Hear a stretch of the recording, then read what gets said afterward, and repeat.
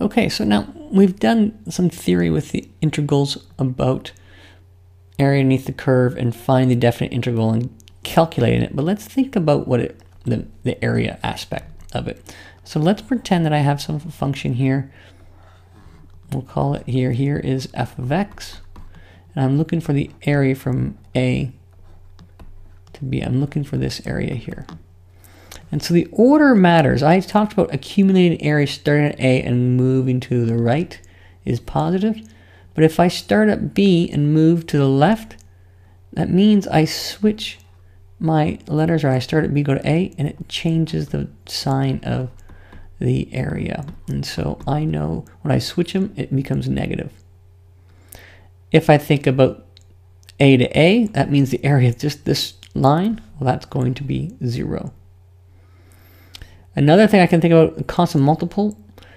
If I multiply an area, this asks for the area of a larger function here. That's multiplied. Everything's been multiplied by a k value. Well, that's the same thing as finding the area first and then multiplying it by that constant as well. The sum and difference scenario, well, you've already been doing this just naturally. And so it becomes a to b f of x dx plus or minus from a to b g of x dx. And finally, what this is saying is the additive property. If I'm going to go from the area from A to B and then from B to C, so if I all of a sudden now want to add up to C, well, this whole area here is the same thing as taking the area from A to C of f of x. So those are some properties for us that we can use. Let's try an example now. We're given this information. From 1 to 2 of f is -4. From 1 to 5 is 6. So if I'm going to do the first, I'm not going to do them all. I'm going to do a few of them, then I'll pause it and let you finish them off. If I do this first one, I know I'm going from 3 to 3. That's going to be 0. If I consider this scenario, well, I don't know 3f of x, but I do know f of x. So this is the same thing as saying 3 times from 1 to 2 f of x dx. Well, this I know is -4. So 3 times my -4 gives me -12. D is another good one. I don't have the integral from 1 to 2. I have from 1 to 2 and then 1 to 5. Now, if I think about that, I have some area here. Here's the area from 1 to 2, and here's to 5. And now the signs aren't going to make sense here, but this area is -4, and this area is, this whole area, this entire area here is 6.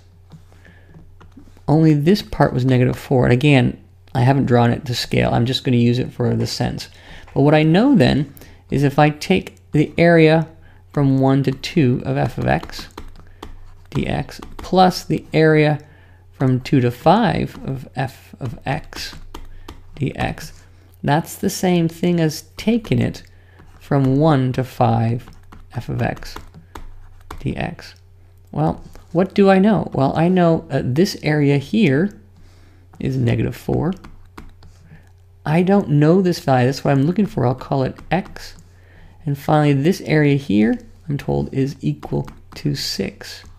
And so I have this equation, -4 plus x is 6. So x is 10. This area is 10. All right. I'm going to skip E and F and let you try them on your own. And I'm going to go right to G here. And when I look at G, I have to think about the area again. Here's my function from 1 to 5. This area here is 6.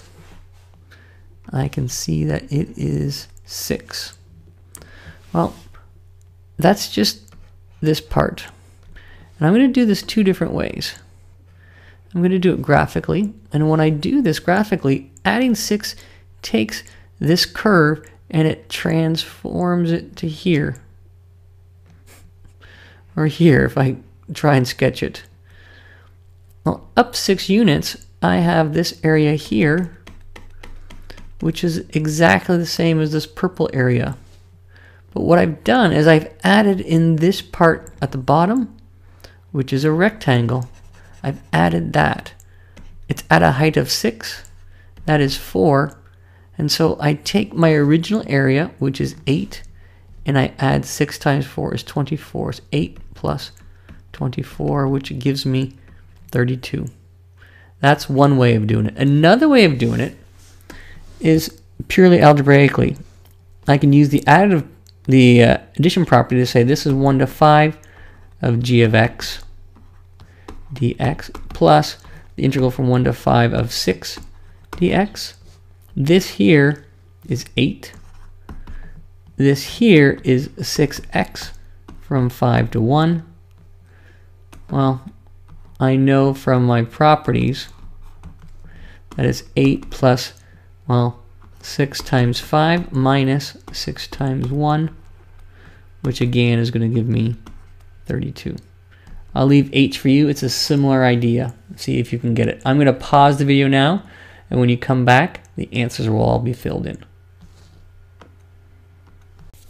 Okay, here the answers are all filled in for you. You can see what I have. Make sure that you get them. Next question. Now, if my integral is from 0 to k, and this is my integral equals 18, so the area is 18, then find k. Well, in order to do this, I'm going to take the integral of this scenario. I take my x, I add 1 to it. That's my integral, minus 1/3 x cubed from 0 to k, and that equals 18. Plugging in my values, I get k times k squared minus 1/3 k cubed. Plug 0 minus 0 is equal to 18. Well, I have k cubed minus 1/3 k cubed is equal to 18. If I add these two or subtract these fractions, this is 3 over 3. So I get 2/3 k cubed is equal to 18. So k cubed, do an algebra on here, is going to be 27. And so k is simply 3. Integrate, substitute k in, solve for k. This one here I'm going to let you do yourself. So pause the video. Okay, so we do the same scenario. Be careful here at the end. K can be plus or minus 3 because when you take the fourth root, you can get either values. Try this last one here. I'm going to pause it again, and the answer will miraculously appear. Pause. Okay, in doing it, you can see there's a lot there. I pulled the 1 over k out first, so I didn't have to worry about it. It's my constant. Took the integral, substituted in, did some fancy substitution calculation. I end up with k being 2. Good luck with the calculating of the definite integrals and the area idea.